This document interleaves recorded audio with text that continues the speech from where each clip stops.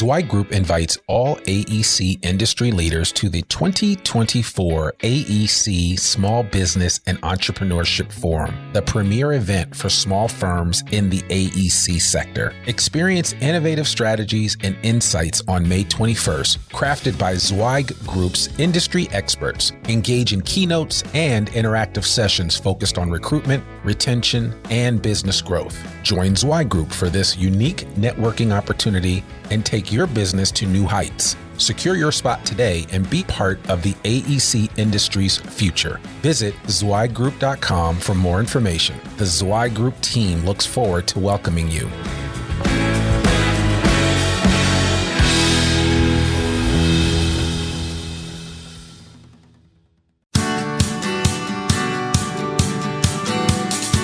Welcome to the Zweig Letter Podcast, putting architectural, engineering, planning, and environmental consulting experts straight talk in your ear.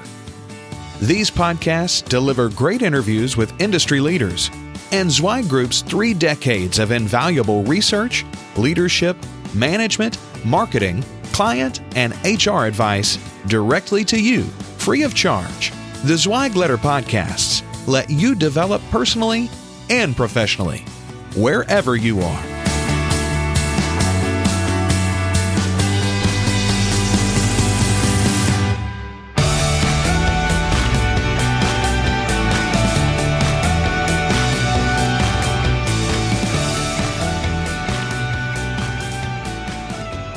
Hey folks, and welcome to another episode of the Zweig Letter Podcast. I'm your host, Randy Wilburn, and I am excited today that I've got 2 very distinguished young gentlemen in my office, Justin Ramirez and John Ogle, who are part of our Extern program here at Zweig Group.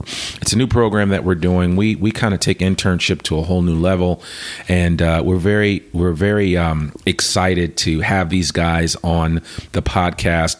The reason why I asked them to come on is because not only did we want to highlight the importance of an internship program in a firm, specifically a design firm, and we know that a lot of you that are listening bring young architects and young engineers in the office on a regular basis to work during the summers and during fall and spring semester. And, we do something very similar to that here at Zweig Group. And it's always been beneficial, especially for us to be able to help develop the next generation of talent. But I got to say that these guys are beyond impressive, and their Extern program is coming to an end in the next couple of weeks, and they are about to get ready for finals in law school, and they've got a lot on their plates, and they've really set themselves apart from what you normally find from some young people. And so I'm really impressed with all that they've been able to do. And so today we just wanted to bring them on just to acknowledge them and to celebrate what they're doing and just kind of what the future holds for both of these young men and, anybody that's in a program like this. And they also did something really amazing that we're going to talk about on this podcast, which was to give us a real breakdown on non-compete agreements and confidentiality agreements, which affect a lot of people in the design industry. And so we're going to get a chance just to hear from them and just kind of see what their thoughts are. And I think you guys will get something out of that. So, but yeah, it should be a really, really good time. So I want to welcome Justin Ramirez and John Ogle to the Zweig Letter Podcast. How are you guys doing?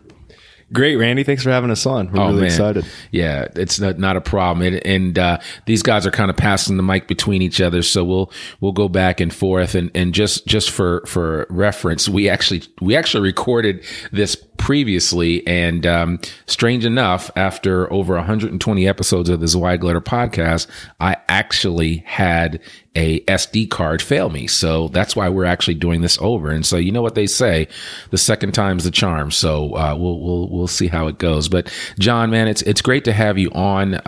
Why don't you just tell me a little bit about your experience here at Zweig Group through the Extern program? Okay, well, I've only clerked at traditional law firms and done, traditional legal work like writing briefs. But I really wanted to get some corporate experience because I have a business background. I got my economics degree from Hendrix College, and then I got my master's in accounting there. So I haven't really had an opportunity to utilize that, I guess. So when this opportunity came up, an externship with the M&A department. I had to take it. It's been great. I've gotten exposure to a lot of different things that I haven't seen before. Some financial analysis, some, seeing just how Zweig Group does things, some transactional skills. So I've really enjoyed it. That's awesome. That's awesome. What about you, Justin? I've really enjoyed it. I've worked in the construction industry for about 8 years prior to going to college. Received my finance degree from Walton. Then took a couple years off, worked at a bank. And then next thing I know, I ended up going to law school. Wow. Now I'm here, and to be honest with you, here at Zweig, it's completely different than anything I've ever seen before. It honestly is just eye-opening. Everything here has just kind of pretty much exposed me to the other side of the industry, not just the manual labor part of all of it, right, which we all know is very hard. Yeah. But so it's nice to be in the office and actually deal with the same situation, same subject matter, and to be able to help individuals better their businesses from this aspect. Yeah. Well, I would think that both of you guys have gotten a well-rounded experience as compared to other options that might be out there for law school students that, like you said, would clerk or work with a paralegal at a law firm and do a lot of research work and things of that nature. I mean, you've done research here, but what do you think truly separates it from the normal internships that law students might go through? Well, I've never had the opportunity or pleasure to actually have a law clerk position, so Okay. I think I'll pass this one over to John. Okay.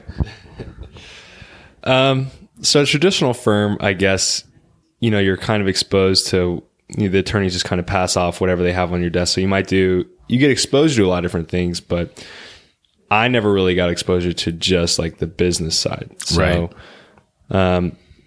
Here at Zweig, I get to analyze financial statements and then kind of do some benchmarking and ratio analysis just to help firms better their business. Right. Which is really interesting to me. And I also really appreciate the M&A consultants, like how they go in and work with the clients. They're very personal. They build a relationship with them, which was really interesting for me to kind of witness. And because I haven't really seen that in any of my other traditional legal jobs. Yeah, and probably I'm assuming that when attorneys have client meetings, you're probably not privy to sit in most of those meetings, or in most cases.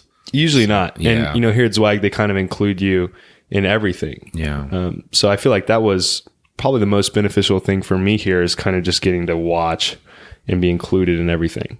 Yeah, I mean, and again, not to toot our own horn, but I don't think our internships are the normal type of internship. I think we actually want you to cut your teeth on some things, to try some different things, and to walk away saying, wow, those guys actually let me work on a valuable piece of a project that they then delivered to the client. And certainly we oversee that, and we make sure that everything is done and right, and we dot our I's and cross our T's. But that kind of experience you can't replicate in the real world unless you actually do it.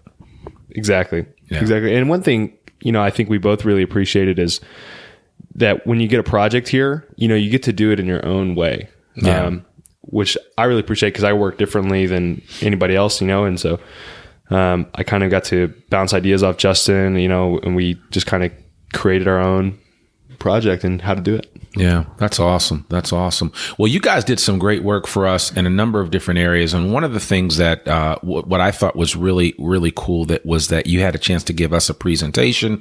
I think we surrounded it or coupled it around a happy hour, if you will. So there were some drinks flowing, and these guys are over 21, so that's not an issue. But we had a good time, needless to say.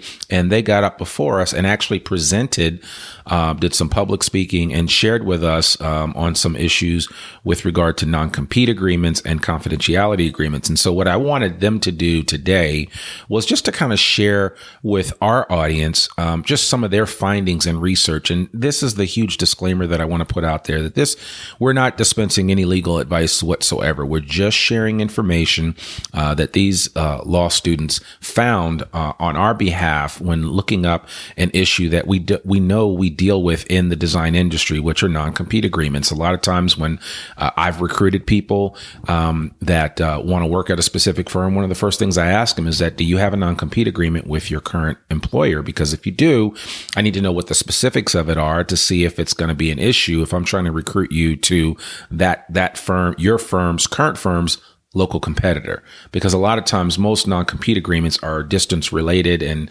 geographic based. And so, we certainly want to make sure that you are not constrained in any way from taking a new opportunity that might present itself. And I also know that the confidentiality agreements are really important on the M&A side. And that a lot of times people have to sign NDAs. They have to sign a number of things that where the scope of what is being done and the principles involved all have to sign these agreements to make sure that information doesn't get out prematurely. And you know what they say, loose lips sink ships. And so even in the business world, you have to kind of keep things close to the vest, especially if you're working on transactions as of a subtle nature like M&A transactions. So who wants to go first and talk about your presentation from a couple of Fridays ago? Justin? Yeah, I'll take the bullet on this one. Okay. So essentially, I was asked to perform research into non-compete agreements, and my focus in that assignment was to kind of distinguish whether or not a non-compete agreement would be enforceable upon an employee of a target company that was acquired by a bidding company. Right. So essentially went through, did some research, general overview of what the courts look at and everything from a 50-state perspective, and then narrowed that down to a 4-state perspective. And in doing so, I kind of obtained the information and distinguished for Zweig whether or not certain agreements will be enforceable based on certain criteria.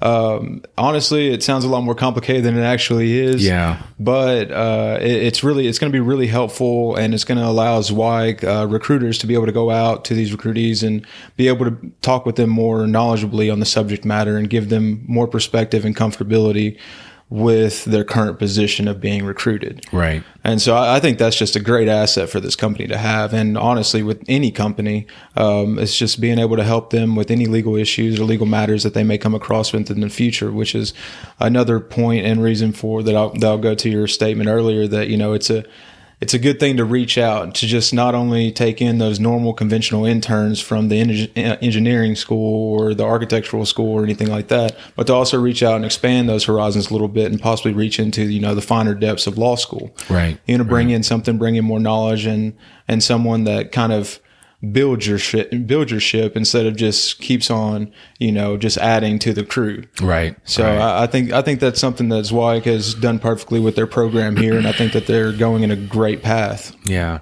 You bring up a good point, and I like that. I think the non-compete agreement it's important for people to have a better understanding, and we'll try to put some information in our show notes. I don't know if we'll put your research in there, but we'll just put some generic information about non-compete agreements, and maybe you guys can provide me with something that I can add to the show notes for this particular episode, and we'll share with our listening audience because they like to sometimes look at that stuff. But you're absolutely right. I think one of the things that design firms could consider is having other law students come to their firm and be an intern for a semester or for the summer, and learn about the business, and provide insight and depth to the leadership in an area that normally isn't addressed, which is, from a legal standpoint, but it's more than just that, right? You don't have to come in and be legal eagles. I mean, you guys in school, in law school, you're taught to think a certain way. You're taught to research a certain way.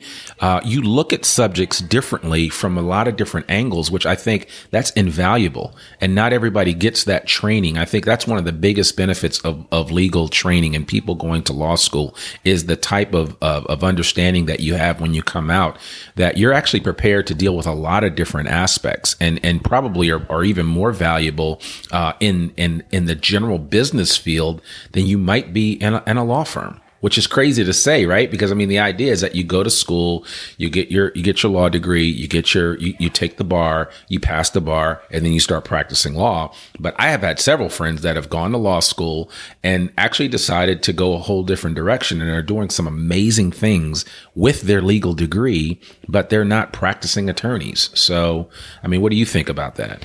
Absolutely. I'd have to say, speaking on my own behalf and as I stated earlier, I've had about eight to 10 years roughly in the construction industry, working with my father and everything. And, and working in the industry, on a weekly basis, monthly basis, you're privy over time to the aspects of mechanics lien, the judgments, this and that. Oh, you have to do this if a change order was implemented, et cetera, et cetera.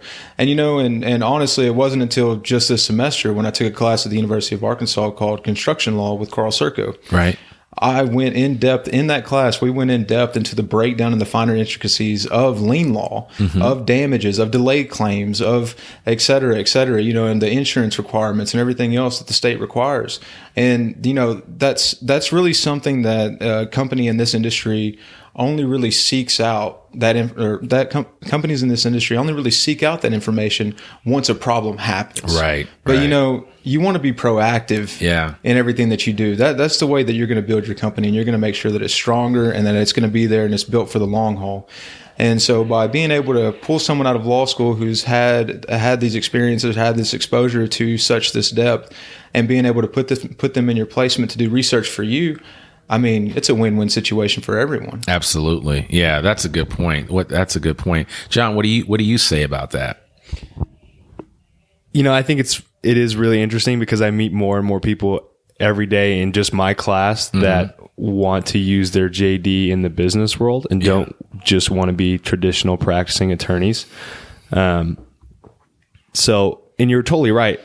We go to law school and they do teach you how to think, and they give you this very analytical mindset, and you can solve problems very quickly because you break down massive amounts of information, you synthesize it, and then you can have to explain it to someone else in 2 sentences. Right. So, I think that's a really big benefit of going to law school. Yeah, absolutely. It really is. So I'm again, like I said, I'm really excited to see what you guys end up doing. I'm just curious, Justin, since you brought it up, was there anything that you learned in the class recently that you've kind of shared with your dad and his firm?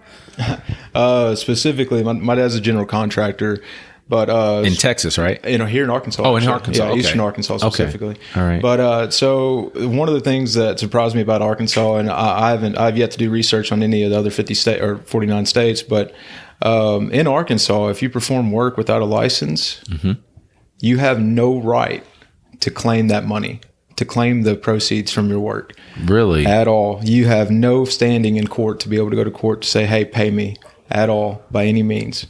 And I'm assuming a lot of general contractors don't know that. Yeah, I'm assuming there are. Well, at least mostly the general contractors were more likely to be licensed, but you're going to run into that issue more along the lines of the subcontractors that those general contractors hire. Right. Okay. A lot of them, they're just the mom and pop shops. They've been doing it since the 40s, and they haven't gone in and got licensing because they don't really know how to file their taxes, hold their books or keep their accounting records or anything. Yeah.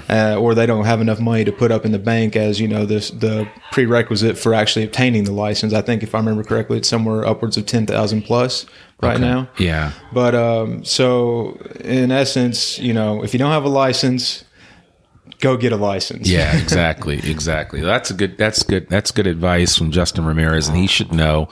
I appreciate you sharing that. So tell us a little bit about the confidentiality agreements, John. That was your presentation, and you both did an amazing job presenting this information and making it very clear for us. But why don't you just share a little bit about what you found? So I really wanted to just give our Zweig Group consultants some really practical advice on confidentiality agreements. So, I did just a general overview of what it is, and then each department in Zweig Group comes across these. So ownership transition and executive search come across them in the employment context, which are the confidentiality agreements are often implemented in conjunction with a non-compete. Sure. So, courts generally aren't as strict on those because we're more concerned as society about restricting someone's fundamental right to work. Right. But the main place where Zweig Group comes across confidentiality agreements is in mergers and acquisitions. Okay. So like when we're helping facilitate a deal, the target firm needs this confidentiality agreement to ensure that if the deal falls through, that their information is protected. Right. So, but it's for us, it's kind of difficult knowing when to implement it, because if you implement it too early, you could scare off the buyer. If you implement it too late, you could hurt the target. So I really just kind of wanted to give us some practical advice, about what to say, when to use it. And then I also did some specific states like Justin did in our main areas of business. Okay. All right. Well, so I'm going to put you both on the spot right now, and I want each of you, okay, I'm a design firm owner, successful design firm. If you were asked to come in and just give us one piece of advice from the information that you've gleaned in your time here at Zweig Group, and couple that with your legal learning and what you know, right? Because we know you're not complete yet. You guys still have another year. Both of you have another year of school. So these guys are not attorneys, but just based on what they know right now, based on their experience, looking at some of the projects that they've worked on in the M&A department here at Zweig Group, and just based on where your knowledge is at this moment, because we know where you are right now today is not where you're going to be in another year or two. But just based on what you know right now, if I was a design firm owner and I just said, hey man, do you have any advice that you would give me from your perspective based on what you know about the law and about just in general about our industry, what would it be? Just one piece of advice, nothing heavy, but I'm sure our audience would love to hear that. I would have to say, and this sounds simple, but I mean, it's really important, is when you're dealing with a contract with another firm or something, you really need to make sure that everything is clearly defined. You specify what's in the contract, because, oftentimes I see just general contracts that just generally give a boilerplate clause that covers everything. But it's really important to clearly define what you mean, spell out what your goals are in the contract, and clearly define who the parties are. I mean, that sounds simple, but it's basic and fundamental in contract law, at least. Yeah, absolutely. How about you, Justin? I think I have to offer you two pieces of advice. Sure. Speaking in regards to what John just stated, as far as the terms of the contract, making sure that they're clearly defined. I would say one of the biggest issues that arises within the fight over the contract and what it actually meant is over the terms of payment or the terms of the bid. Did you give them a GMP, a guaranteed maximum price, or are you doing it on a cost plus basis? Right. How are you performing the work and how are you to be paid? Yeah. I think that you need to make sure that is clearly defined. Right. A GMP is going to limit your ability to recoup any money that you're going to be owed if you're having to do any other work that's outside of the scope of the work that's described within the contract. Yeah. Then you're going to That's how firms lose their shirt. Absolutely. Yeah. Then you got to go back in order and look into the change order provision. Did you get a written change order, et cetera? Yeah. The second piece of advice that I have to offer for design firms would be keep accurate records of everything. Yeah. Starting from the first day of negotiations for the contract up to, you ordered windows on the 15th of April.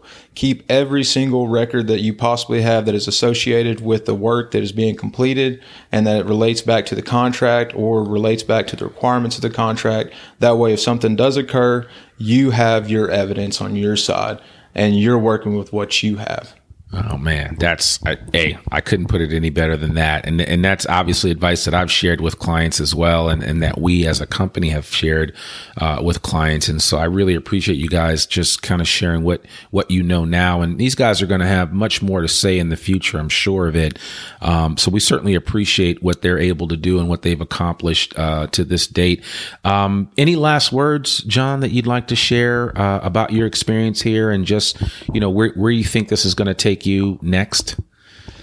I'd just like to say thank you to everyone at Zweig Group. I really enjoyed my time here. Everyone, it's like a small knit family. I love our culture. I plan to stay in touch with everyone. And, I feel like this externship has kind of propelled me into the business world. Yeah. Where do you see yourself in the next 5 years? Hopefully I'll be working using my JD in the business world. Okay. I'm not exactly sure what that is. One day I'd really like to run my own business. Okay. That's the eventual goal, but probably won't happen in the next 5 years. You never know, but I have a feeling that's definitely in your future. So, and are you're going to get your, you're going to take the bar and get your get your license? Yes, I will be licensed to practice. Okay. All right. Perfect. Well, thank you so much. How about you, Justin? I just have to say, like, following John on this one, thank you everybody here at Zweig. It's been a real pleasure. I do plan on staying in touch, just as John. As far as the future goes, there's no telling, but where I hope to be is potentially owning my own construction company, possibly a few concrete plants, maybe diversifying a little bit into some real estate, et cetera. Okay. But, honestly, you never know what's going to happen. I know. How about that? I still see a lot of success in the future for both of you guys. And I certainly know from everyone here at Zweig Group, we really appreciate the effort and the time. I mean, you guys were here on time. You put the work in. So we really appreciate that. And, I think sometimes it's important to share that. And I just really wanted our listening audience to hear what we've been doing here at Zweig Group, especially with our internship program. And we're going to bring on some of the architects of this Extern program, and specifically Brenden Sherrer, who is a member of our M&A team, and we're going to bring Brenden on as a guest next to talk a little bit about what his ideas were behind this. I mean, he was a graduate of the U of A Law School a couple of years ago, so he preceded you guys, and he's kind of laying the foundation. So I'll be interested to see the foundation that you lay for some people down the line that are going to come through the U of A Law School in a couple of years. But he kind of laid the foundation for you guys. And so we're going to hear from him next. And I can't wait to hear what he has to say about this and what his plans are for the Extern program moving forward. So just stay tuned, and we'll be right back in just a moment. And again, I want to thank Justin Ramirez and John Ogle for joining us today on the Zweig Letter podcast and sharing a little bit of information about their experience here at Zweig Group through the Extern program. And so we really appreciate you guys. Thank you so much for coming on the show. Thank you. Thank you very much.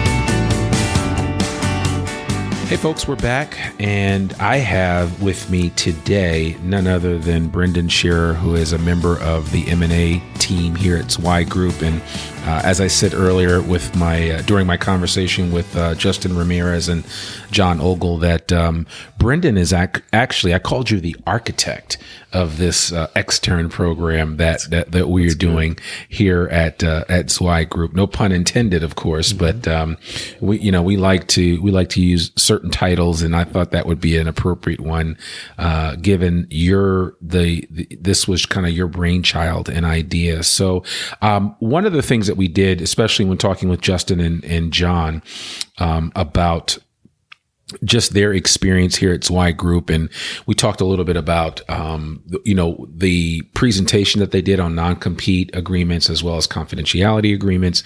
We talked about just their general experience here.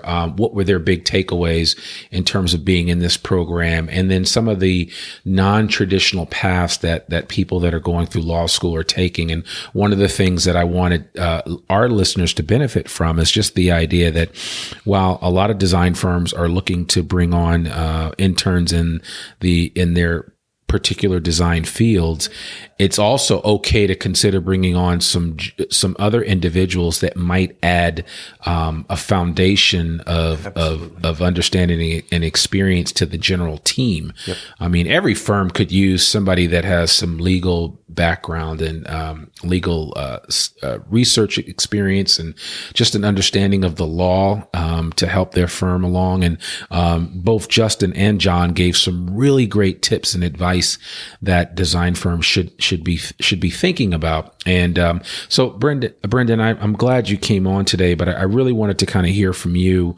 about that, and just also just about this idea of doing this externship. And as I said, you were a law school student. You were a graduate of the University of Arkansas. So what was your the genesis of this? Well, I think it began, first of all, when I was in law school, I did a externship as well, a general counsel externship, but I was placed in a realty division. Mm-hmm. And with some externships, even within the same company, so say a retailer that's up the street from us has a externship program and maybe across multiple departments.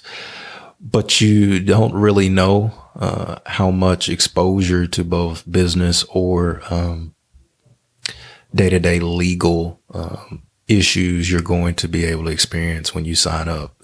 I'm a big believer in getting practical experience, and externships allow that if it's crafted right. Right. And the right amount of attention is paid to it. And so, I'm also a champion, and I know Jamie's a champion of being able to facilitate, opportunities for those who have legal training, but may want to take a non-traditional route. And so this was the perfect combination of deepening our expertise within the firm, being able to mentor and help others, see different avenues they can take in their career, as well as a time to build out a program that ultimately will have firsthand experience on and could possibly speak to when visiting other firms. Because a dedicated program that's cyclical, that provides a human resource base, provides fresh ideas, ties you into a human resource base because we're in a college town, is invaluable. Yeah. And so dedicating that front end time to do it right and put it on the right foundations to where the wheels can continue is very beneficial to a firm, no matter if you're on the consulting side or if you're on the architecture and engineering side. Yeah, no, absolutely. And I think already you have lined up externs for the summer and the fall. Wow. Yeah. So that's awesome. I mean, it's so I'm assuming that this whole thing's been well received on the law school campus. Yes. And I think, Randy, honestly, that was the thing that surprised me the most throughout this, I guess we began the last week in January, and we'll go up until tomorrow, Friday, April 20th. And the amount of Noah and I went to an externship expo, and we probably had the most traffic of any company that was there, and that includes the Walmarts, that includes the Tysons, and some of our bigger state and national law firms. And I think it's based off of not everybody wants to be an attorney. Yeah. And not every law school allows or offers opportunities that are non-traditional.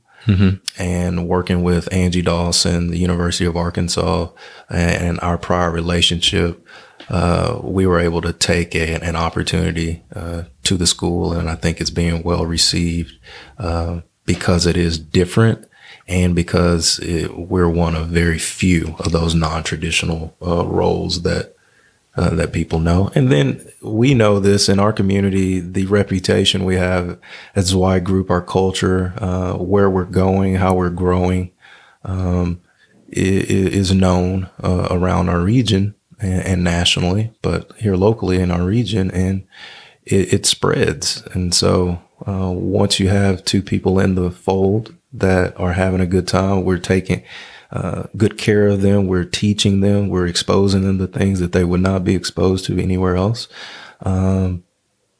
That spreads within the school, and ultimately people want to be a part of that. Yeah. Yeah, no, that is, I'm loving that. And I know that, firms that are listening to this and different principals and other leaders that are listening to this podcast, this will hopefully be encouraging for you to think about alternative ways for you to set up your internship program at your organization and kind of map it out. And I know that even today you mentioned two people, Jamie and Noah. You're speaking specifically of Jamie Claire Kaiser, who is our director of consulting, and Noah Hunt, who's part of the M&A team with you. And I mean, you guys have just basically come in here in the last year or so and just totally turned things upside down with the ideas that you have and some of the things that you've tried to implement. And Noah, even today, just a couple of hours before we're recording this podcast, he was showing me the new internship book that you're putting together. And I got to tell you, if I was coming out of school, I'd want to be a part of this. Mm-hmm. And I think it's important, even if people listening listening to this are never going to go to a law school to maybe seek alternative individuals to bring into your organization to help you run your company, and to provide different training options. I think it's just they have really put together a solid internship program. And one of the biggest challenges, as we all know in the design industry, is finding great talent. And I think one of the easiest ways to find good talent is to create a very fertile environment where people can learn and experience things and touch things and get their hands dirty and learn, because they're going to tell other people. And what's going to happen is you're going to have a chance at some point in time down the road to choose from the best and the brightest people that become available whenever they matriculate through these programs. Absolutely. And that you hit the nail on the head, and Noah and I have been working hand in hand. This semester was the first semester, and so we learned a lot in the process. And now that we're towards the end of this term, we're putting together all that's needed for this to be seamless moving forward. And for listeners, I want you to know as well, we're doing our best to keep track of everything we're doing, whether that be outreach, whether that be promotion, whether that be objectives, timelines, things like that. We're doing that internally. And so we will be able to hopefully package that up and be able to share with firms who may be interested in implementing something similar down the line in their firm, because I do think it's invaluable. And it also one big selling point I think it would be critical is there's a lot of trouble creating that middle tier within firms and allowing low risk supervisory opportunities for people like myself, like Noah, who are coming up, will allow you to see how certain young talent performs as a supervisor, performs doing their duties as well as developing others. It's a way to empower that tier that you may not know if they're going to move on to the next level, right? But giving them the opportunity to show what they're going to be called on to do at that next level is a very low risk way to both develop human resource and talent base, as well as allowing for, like I said, a low risk opportunity for people you have internally to show how they supervise and how they manage. Man, you said a mouthful, and I think it's really important as I go out, especially I've had the opportunity to go out and do a lot of leadership training, and I'm going out and talking to firm owners and, project managers, senior project managers, young designers. And I'm telling all of these folks that, you need to really start mentoring and developing leaders with an eye of even the youngest people, giving them something to kind of show them what leadership really is, giving them some of the foundational measurements for that, and then giving them the opportunity to lead, even in a small scale, just like what you're describing, where, you guys don't have to, you're not responsible for the whole company, but you are responsible for this little patch of land that you're focusing on, and you've got your own group of people that you're developing. It strengthens your confidence and resolve to be able to do it. And it just shows you that every time you complete a successful externship program and bring people through it, it further strengthens what you can do and what you're capable of. And so I absolutely agree. And I believe that, that is a really appropriate and, low cost and low risk way to develop leaders, where everything's not on the line. But the upside is so tremendous that, you can't, I don't think you can even quantify it. Right. The upside is the key, because like I said, you're tackling training. So if you vet, whether it's externs, and for people, externs are law students who get academic credit for being in placements that further their legal education. Yeah. And then traditional interns, who will be of cost. But what it allows is, if you properly vet those candidates and those participants and do it the right way and set your program up the right way, then you will have people ready or capable of being hired and ready to go. Yeah. Know your culture, know your clientele, know how you handle the day to day. And everyone out there knows how long that takes to ingrain in someone within an organization. And these programs, like I said, if done correctly, will allow you to see that before you have to make that commitment to a hire. And it also will reduce that time it takes to truly be effective in your role, because some of that front end stuff has already been done. Oh yeah, absolutely. I mean, it's the ultimate taste test. Yes. I mean, it just, I mean, that's the easiest way to look at it. And certainly, in this environment where we're, here up in Northwest Arkansas and Walmartville and, the whole CPG community. I mean, that's a big deal up here, that type of training. And I think as a management consulting firm, Zweig Group has kind of set ourselves apart with that. And I think, just what you're doing is a testament and a great example of some alternative ways that firms can develop new talent. And the Extern program, I think, is going to continue to blossom. And I'm excited to see what the next chapter holds. And I think what we'll probably do is try to, through each externship, bring those participants in on a podcast just to kind of hear from them so that our listeners can benefit from, what these guys are learning. And like I said earlier in the episode, Justin and John both gave our listeners a little bit of education on non-disclosure and confidentiality agreements and non-compete agreements. And again, we're not rendering any legal advice whatsoever. We're just sharing information that may be helpful for an organization. And then I actually pressed them to, if there was just one takeaway that they would want to give a firm owner of a design firm, what would it be? And they each had some really great ideas and simple advice about, really making sure you document everything and just, you make sure you detail your scope of work so that, if you have overages that you're accounting for those costs and not running into the red. And I mean, just really bright and articulate minds that have some really great ideas. And so I certainly applaud what you're doing, and I cannot wait for the next chapter of this process. And I won't even call it an experiment anymore. I think it was successful.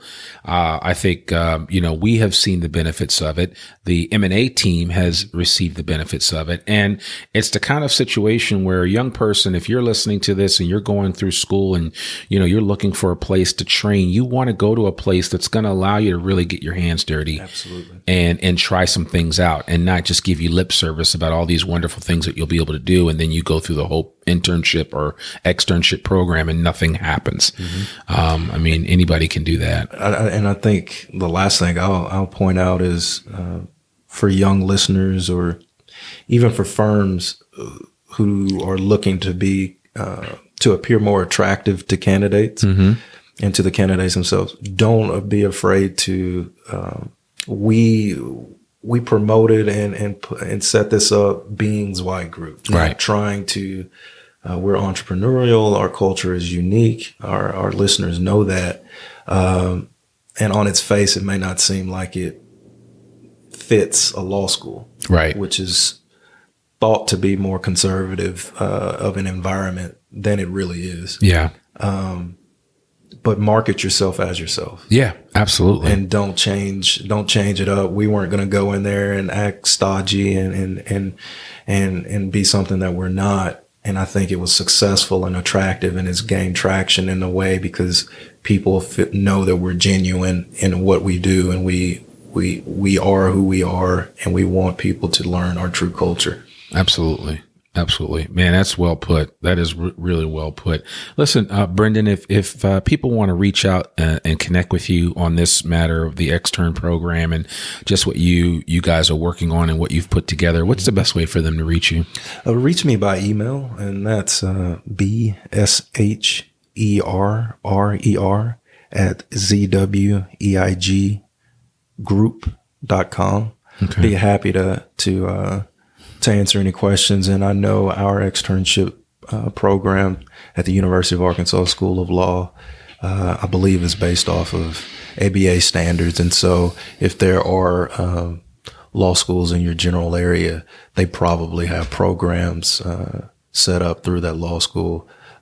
You just got to connect with the supervisors, and it's a pretty good and pretty easy process. Professor Doss makes it easy because these schools want more opportunities for their students. And so it may just be something to check out in your area, and it may be offered, and I'd be happy to answer any questions that you may have on how to get that off the ground. Yeah, absolutely. I'm thinking of principals of firms, leadership, COOs, others that are looking to add somebody to their team on for a period of time, for a season, to work and help out. And you get these individuals that are learning a lot in school, but then you give them some real world experience. And I mean, you could really get more than your money's worth with investing a little bit of time to put something like this together. So certainly is something that we would encourage. And as Brenden said, he's available anytime. And we'll make sure that we put his email address in the show notes, and we'll kind of move on from there. But man, it's so good to have you back on the podcast. I appreciate you. You're so stylish. I get to see you walk by the office every day. And so I appreciate having you here. And again, Zweig Group appreciates you, and certainly I know our clients do, with all the great work that you do. So thank you so much for coming on the podcast. I appreciate it anytime. Yeah, absolutely. Folks, we want to thank you for listening to this episode of the Zweig Letter Podcast. There's so much going on here and so many new things that I could talk about. But the one thing I do want to let you know is that we want to really honor you by giving you a great gift. And that gift is a free digital subscription to the Zweig Letter. That's right. You've heard it here first. We are giving away the Zweig Letter for free, FREE. So please, if you get a chance, visit zweiggroup.com and just hit the Zweig Letter icon when you get to the main page on the website, and you can just punch in your email address, and you'll get the Zweig Letter every Monday morning every Monday at 12 noon. A new issue of the Zweig Letter will come out. It is I think the longest continuously run newsletter in the design industry. It's been running since 1992. We've got thousands of subscribers, 12 pages of uninterrupted quality information. People like Brenden and Jamie Claire Kaiser and Noah Hunt, myself, and so many others write for the Zweig Letter. And of course, Mark Zweig writes his weekly editorial piece in the Zweig Letter. So I really want to encourage you to get that newsletter. I can't think of a better way for you to stay up to date on all of the changing landscape of the design industry. And so check out the Zweig Letter when you get a chance. That's our gift to you from the Zweig Letter podcast here. I really want to thank you so much for hanging out with us today. Remember, you can get the Zweig Letter on iTunes, Stitcher, SoundCloud, Google Play. Soon we'll be on Spotify. And we'd love it if you check us out, listen, if you'd share it with a friend if you think the podcast is helpful for you. And also, we'd really appreciate it if you take a moment on whatever service you listen to us on to rate us and check us out and give us a review. And we love 5-star reviews, and it would be really helpful for us to get some feedback from you, our valued listeners. So we thank you guys so much for checking out this latest episode of the Zweig Letter podcast. We'll be back next week with another amazing episode, error-free, of course, and we hope to see you there. Thanks again, and we hope that you have a great day. Remember, here at Zweig Group, we exist to make you more successful. Bye for now. Thanks for tuning in to this Zweig Letter podcast episode. If you want more wisdom and inspiration, in addition to information about M&A, strategic planning, HR, and marketing your firm, subscribe now to the digital version of the Zweig Letter free of charge. Just visit thezweigletter.com/subscribe and leave your email address. Your free subscription will begin immediately.